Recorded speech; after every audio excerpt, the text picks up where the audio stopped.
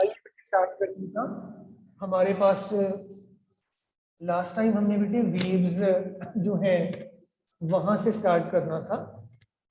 और आइए देखिए बेटा, हमारे पास जो टाइप्स ऑफ वेव्स हैं, वेव मोशन की आपने बच्चों दो टाइप्स की बात की थी। पहला था ट्रांसवर्स वेव्स, दूसरा हमारे पास था लॉन्गिट्यूडनल वेव्स बेटा, लॉन्गिट्यूडनल वेव्स बेटे। ट्रांसवर्स वेव्स पुत्र क्या होती हैं समझिएगा जरा, मैं वन बाय वन दोनों को एक्सप्लेन करूंगा। फर्स्ट बेटे we will focus upon the transverse waves बेटे।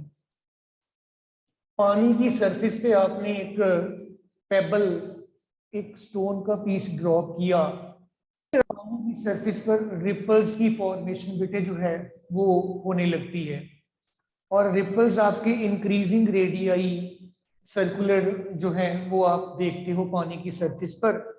एक्चुअली उसी चीज को आप बेटे डिस्टरबेंस बोल देते हैं, और जो डिस्टरबेंस है that travels in the outward direction. Transverse waves को फिर बेटे आप डिफाइन कैसे कर सकते हो बेटे? Transverse waves are the waves in which the particles of the medium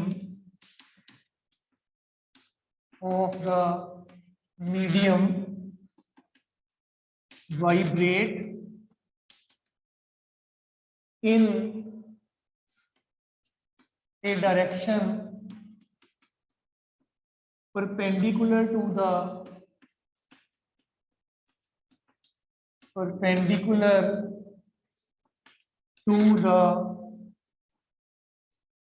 direction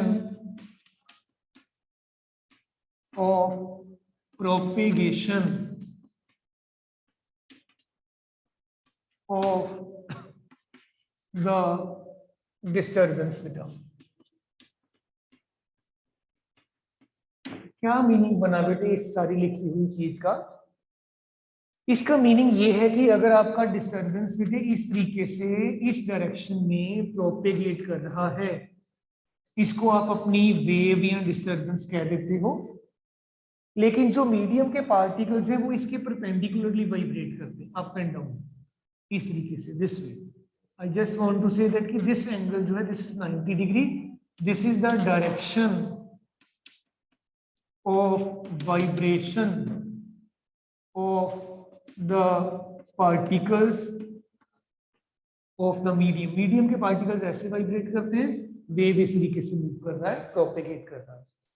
अब बेटे जब आप ट्रांसवर्स वेव की बात करते हो तो ट्रांसवर्स वेव्स में एक्चुअली बेटे क्रेस्ट्स एंड ट्रफ्स की फॉर्मेशन हो जाया करती है। आइए थोड़ा आपको मैं फर्दर इसके साथ रिलेटेड चीज अगर बताऊं, ये आपका नॉर्मल लेवल, अगर मैं रिपल्स की ही मान लीजिए बात कर लूं, ये आपका बेटे normal level of the liquid है।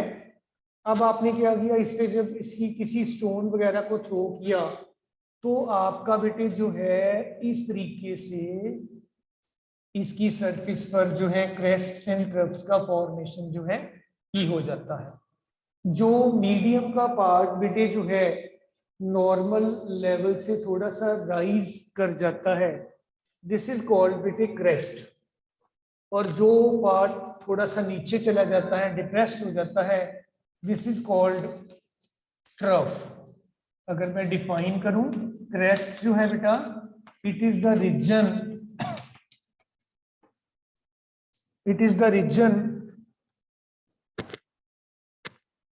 which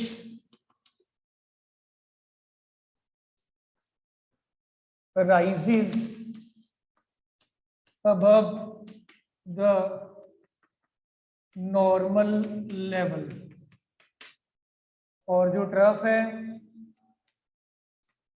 it is the region which gets depressed below the normal level।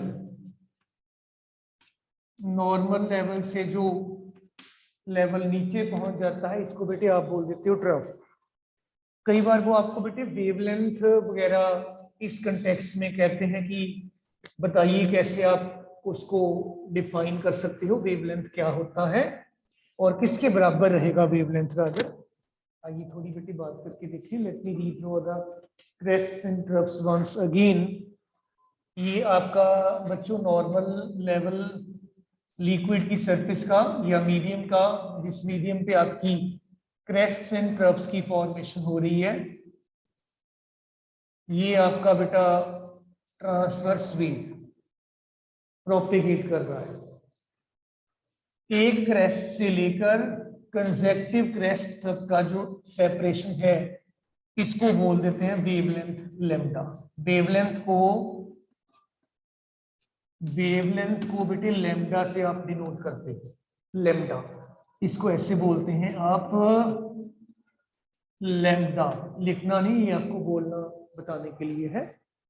ऐसे ही एक तरफ से लेकर साथ वाले तरफ तक का जो सेपरेशन है, इसको भी आप वेवलेंथ बेटे कह सकते हो। या क्रेस्ट से स्टार्ट करके तरफ के एंड तक का डिस्टेंस जो है, this is also called wavelength lambda बेटा। सो ये आपका बेटे वेवलेंथ को इंडिकेट करने का, शो करने का बच्चों तरीका है।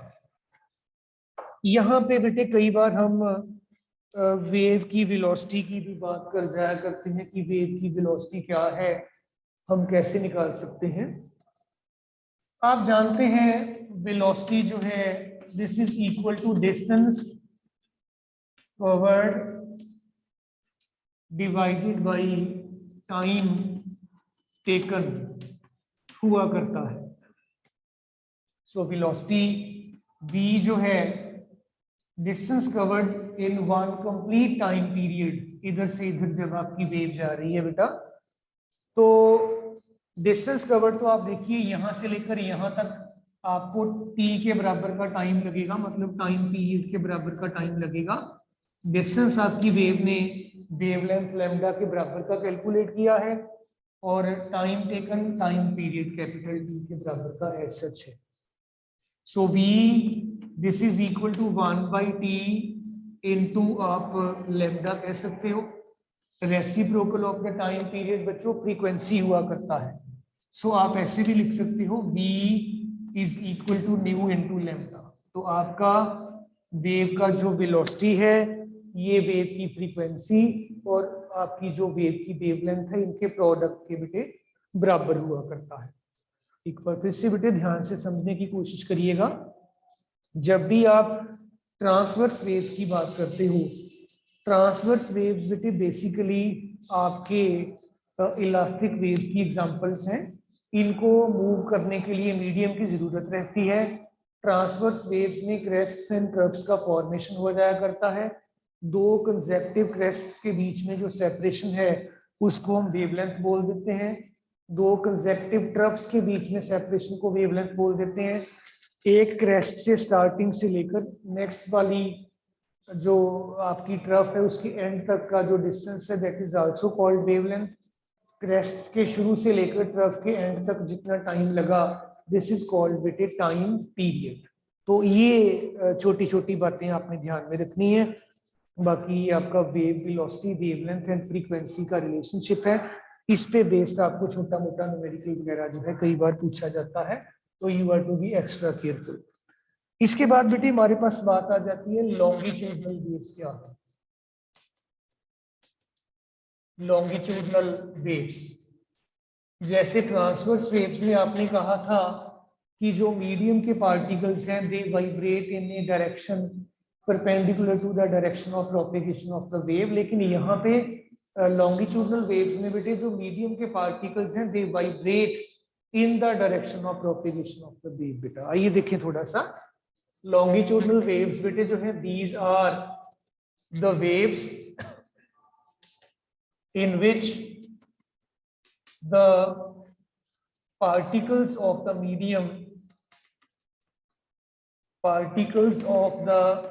medium vibrate in the direction of propagation of the waves. तो वेव्स की डायरेक्शन ऑफ प्रोपेगेशन जो है उसी डायरेक्शन में आपके मीडियम के पार्टिकल्स भी वाइब्रेट करेंगे। आइए मैं थोड़ा with the help of diagram एक बार इसको एक्सप्लेन कर दूं that how it all will be possible. बेटा आपका मान लीजिए एयर मीडियम है, साउंड वेव लॉन्गिट्यूडनल वेव्स की सबसे अच्छी एग्जांपल्स हैं। उस केस में क्या होगा कि आपका मीडियम बेटे जो है किसी रीजन पर उसकी डेंसिटी बढ़ जाएगी, दिस वे पार्टिकल्स पास पास आ जाएंगे, देन थोड़ा सा दूर दूर चले जाएंगे और फिर मीडियम के पार्टिकल्स पास पास आ जाते हैं, डेंसिटी टेम्परेरीली बढ़ जाती है, again these are far off, और कुछ इस तरीके का आपके पास बेटे सेटअप जो है ये सारे का सारा बन जाया करता है।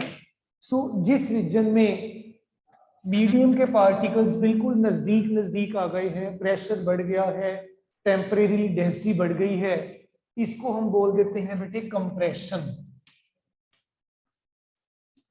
कंप्रेशन। और जिस रीजन में मीडियम के पार्टिकल्स थोड़ा दूर दूर चले गए हैं, डेंसिटी टेम्परेरी कम हो गई है, प्रेशर कम हो गया है, दिस इज कॉल्ड बेटे rarefaction.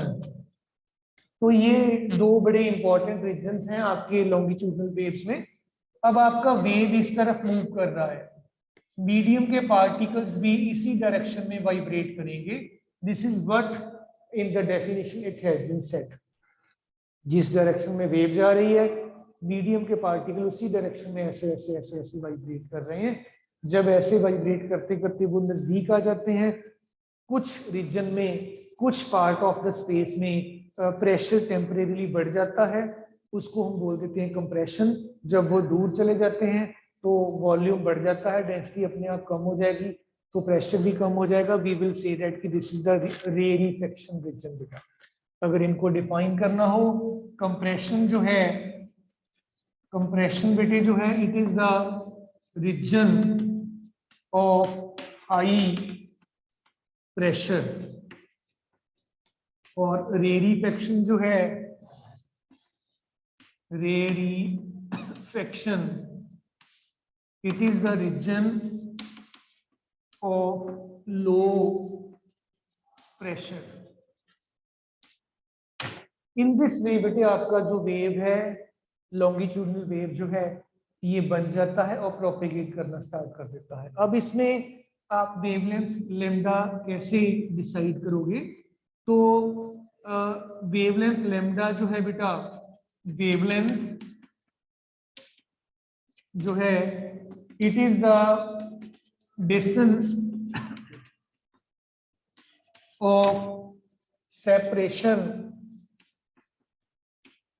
distance of separation between two consecutive compressions or rarefactions। सो बेटा ये आपके पास लॉन्गिट्यूडनल वेव्स का कंसेप्ट था। और अगर हम बात करें साउंड वेव्स जो है, ये इनका सबसे अच्छा एग्जांपल है। साउंड वेव्स को बेटा हम मीडियम के बिना एक पॉइंट से, एक सोर्स से डेस्टिनेशन तक बेटे नहीं लेके जा सकते हैं। तो ये इन दिस वे बेटे आपकी जो लॉन्गिट्यूडनल वेव्स की एक बड़ी अच्छी एग्जांपल बन जाती है sound waves. So before we बेटे proceed up with the next discussion बेटे, dear children, is it clear to all at this point बेटे? यहाँ तक सारे बच्चों को उत्तर क्लियर है? एक बार देख के बताइए बेटा। ओके बेटा, इसके बाद बेटे फिर मैं प्रोग्रेसिव वेव्स की जो हमारी इक्वेशन है उसको डिजाइन करता हूँ, सेट करता हूँ। आप थोड़ा ध्यान दीजिएगा। फिर प्रोग्रेसिव वेव्स के बाद आपके पास स्टैंडिंग वेव्स, स्टैंडिंग वेव्स के बाद आपका बेटे इको वाला कंसेप्ट रह जाएगा, और उसके बाद बेटे आपका चैप्टर ऑलमोस्ट बेटे जो है वो फिनिश हो जाएगा। I mean to say that कि कोई बहुत ज्यादा आपका जो है लेंथी काम अब नहीं रह गया है, तो जल्दी हो जाएगा। सो आइए बेटे डियर चिल्ड्रन देखें, डिजाइन करें बेटा प्रोग्रेसिव वेव्स क्या होती है। प्रोग्रेसिव वेव्स, जैसे बेटे थोड़ा नाम से हमें क्लियर हो जाता है प्रोग्रेसिव। प्रोग्रेसिव वर्ड का मतलब है कि जो प्रोपेगेट करती है, मूव करती है एक पॉइंट से दूसरे पॉइंट की तरफ। सो ट्रेवलिंग वेव्स को बेसिकली प्रोग्रेसिव वेव्स कहा जाता है। The travelling waves are called progressive waves बेटा, प्रोग्रेसिव वेव्स। अब बेटे हमारा सबसे इंपॉर्टेंट पॉइंट है यहाँ पे कि प्रोग्रेसिव वेव्स के लिए हम इक्वेशन कैसे बेटे बना सकते हैं। आप एक वर्टिकल एक्सिस कंसीडर करिएगा। इन वर्टिकल एक्सिस पे आप इन एक्सिस पे displacement of the particle consider कर सकते हो and along the horizontal direction आप बेटे जो है ये टाइम वगैरह जो है ये कंसीडर कर सकते हो। आपको याद होगा हमने फ्यू डेज बैक बेटे sine wave and cosine waves की बात की थी, वो पीरियोडिक वेव्स होती हैं। इमेजिन कर लीजिएगा मेरा एक वेव बेटे साइन वेव जो है मैंने ऐसे ड्रॉ कर लिया कुछ इस तरीके से, कुछ इस वे से बेटा ये चीज मेरे पास जो है ये बन जाती है। और ये जो वेव है आपकी बेटा, let us imagine that it is traveling with the velocity v along the positive x-axis। ये आपकी पॉजिटिव एक्स एक्सिस है, ये पॉजिटिव एक्स एक्सिस के साथ v वेलोसिटी से ट्रेवल कर रही है। इस t is equal to 0 instant पर ये यहाँ पे है प्रेजेंट। अब अगर ये v वेलोसिटी से मूव कर रही है, देन बेटे after a time small t ये डिस्टेंस कितना कवर कर लेगी, that will be equal to velocity into time के बराबर का डिस्टेंस कवर कर लेगी बेटा। इमेजिन कर लीजिए t टाइम के बाद, स्मॉल t टाइम के बाद ये कुछ इस तरीके की चीज बन गई है, समथिंग लाइक दिस। इसका मतलब ये हो कि ये जो डिस्टेंस कवर्ड है ये v इंटू टी के बराबर हो गया बेटा। अगेन देखिएगा बेटा, आपने एक साइन वेव का एग्जांपल लिया, जब टाइम 0 था आपका वेव यहाँ पे ओरिजिन पे था, बिकॉज कोई मूवमेंट नहीं था, t 0 है। और वैसे भी अगर आप इक्वेशन लिख लेते हो बेटे, आपका equation y is equal to a sine 2 pi by lambda into x, ये at any instant of time आपका जो है बेटा ये इक्वेशन वेव का, आपकी वेव का है। अब आप स्मॉल t, ये बेटे आपका t is equal to 0 time पर है। t टाइम के बाद आपकी वेव का डिस्प्लेसमेंट क्या होगा एट टाइम t। ये जो आपका फेज है, आपकी वेव ने इतना डिस्टेंस और ट्रेवल कर लेना है along the positive x axis बेटे। इसका मीनिंग ये हुआ आपका वेव जो है this is y is equal to a sine 2 pi by lambda, distance x तो जितना पहले था ही था, और ये vt आपने नेगेटिव एक्स एक्सिस के अलोंग और कवर किया। सो ये बच्चों आपके पास इक्वेशन बन गया eight any instant of t time t बेटे। इस 2 पाई बाई लैम्डा को आप इनसाइड द ब्रैकेट जो है, या अकेले लैम्डा को इनसाइड द ब्रैकेट एडजस्ट करिए। So y will be equal to a sine 2 pi, it will be x by lambda minus v by lambda into T पुत्र। बेटे अभी अभी हमने किया, ये देखिए नहीं यहाँ नहीं, इससे पहले किया था, v is equal to nu into lambda, v by lambda is equal to nu हो गया। आप इस जगह पर यहाँ पर न्यू लिख सकते हो।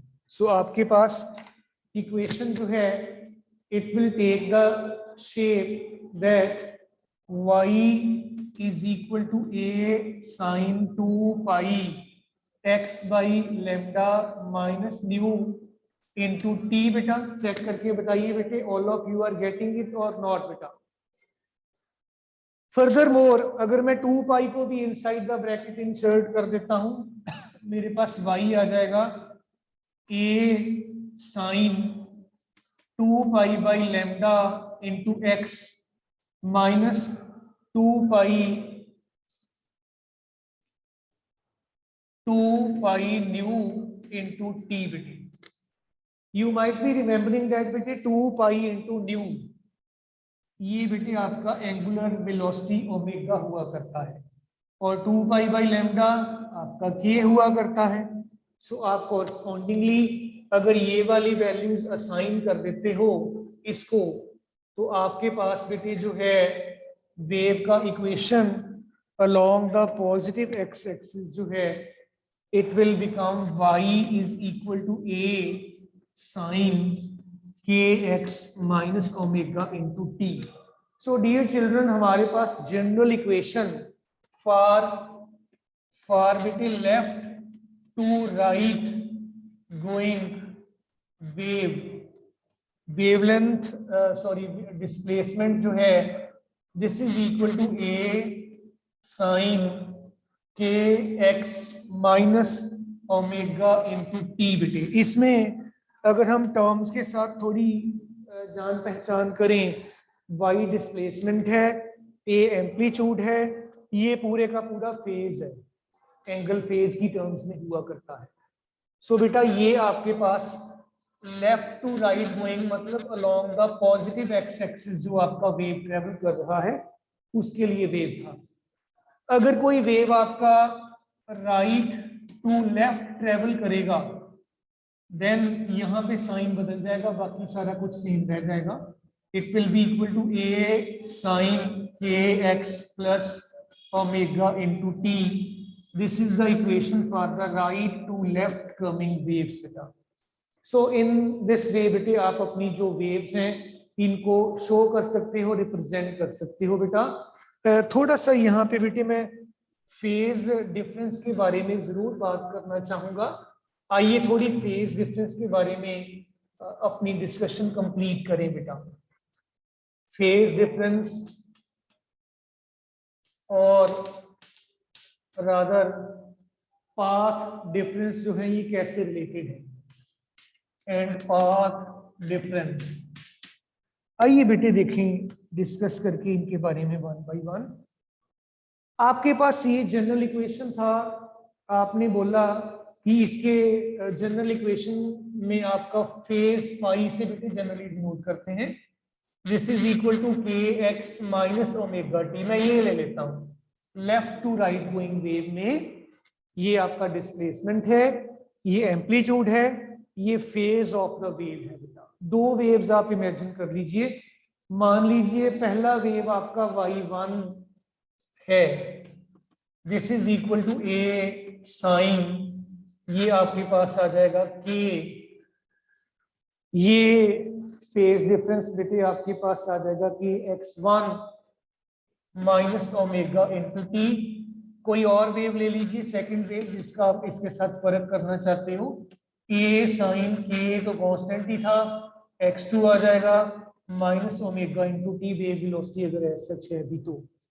ये phi1 ये phi2, सो phi1 आपके पास बन गया kx1 minus omega T, phi2 आपके पास बन गया kx2 minus omega T.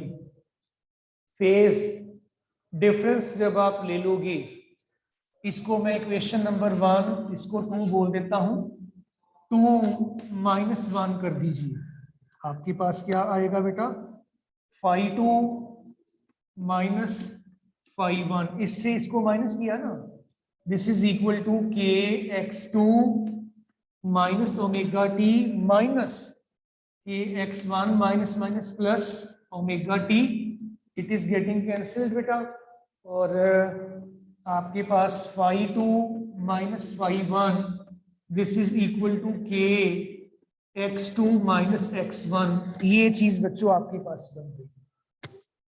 Let me rewrite this बेटा in more refined way।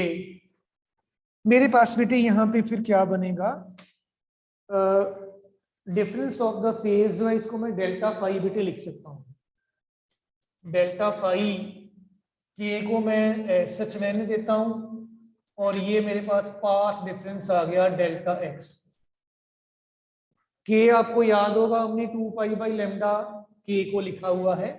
So delta pi is 2 pi by lambda into delta x. ये आपका बेटे फेज डिफरेंस और पाथ डिफरेंस इनके बीच में रिलेशनशिप है। आप ऐसे भी कह सकते हो फेज डिफरेंस जो है this is equal to 2 pi by lambda into path difference बेटा। सारे स्टूडेंट्स बेटे एक बार चेक करके बताइए, is it clear to all? Yes it is dear children.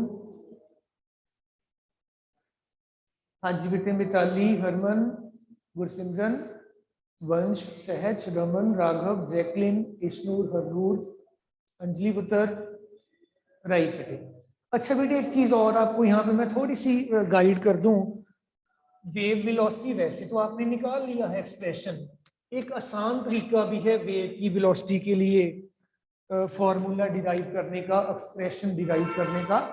आपके पास था y is equal to a sine k x minus omega t for the left to right going wave. ये फेज है आपका, ये कांस्टेंट था बेटा k x minus omega t, this is equal to constant बेटा, क्योंकि फेज आपका constant रहता है किसी भी पर्टिकुलर वेव के लिए। इसका डेरिवेटिव ले लीजिए, डेरिवेटिव ये तो आपका कांस्टेंट है, it is as such dx by dt minus omega आपका कांस्टेंट है, dt by dt तो यूनिटी होगा, कांस्टेंट का डेरिवेटिव इट विल बिकम बेटा 0। इसको आप उस तरफ शिफ्ट कर लेंगे अगर बेटे, ओमेगा आपका जो है इसको आप k is K dx by dt is equal to omega dx by dt is equal to omega upon k। दोनों वैल्यूज आपने अभी अभी लिखी थी, इनको निकाला भी था आपने, मैं रीराइट कर देता हूं। dx by dt आपको वेव की वेलोसिटी दे देगा, ओमेगा आपका 2 पाई न्यू, k आपका 2 पाई बाई लैम्डा था, तो ये बेटे देखो कट गया, कैंसिल आउट हो गया, और इसके बाद आपके पास बन गया v is equal to nu into lambda. आप ऐसे भी इस एक्सप्रेशन को डिराइव कर सकते हो। Dear children, is it clear? समझ आ गया सबको? अंजलि, हरनूर, इश्नूर, मिताली पुत्र, सहज, ओके नाइस बेटे। सो बेटे मैं यहाँ पे अब एंड कर देता हूँ, फिर काफी काम आपने कर लिया आज। ये सारे का सारा एक बार बेटे लिख के देखना, ये वेव की इक्वेशन खास करके। इससे आगे वाला पार्ट जो है चैप्टर का बहुत इंपॉर्टेंट है, आपकी फर्दर स्टडीज में वो बहुत काम आने वाला है। सो यहाँ पे भी एक क्वेश्चन उसका आता है आपको, बीट फॉर्मेशन का आता है, इको का आता है, standing waves in the strings का आता है, तो उसके लिए ये सारी इक्वेशंस के साथ फैमिलियर होना बहुत जरूरी है। So that's all from my side for the day बेटे। थैंक यू ऑल बेटा।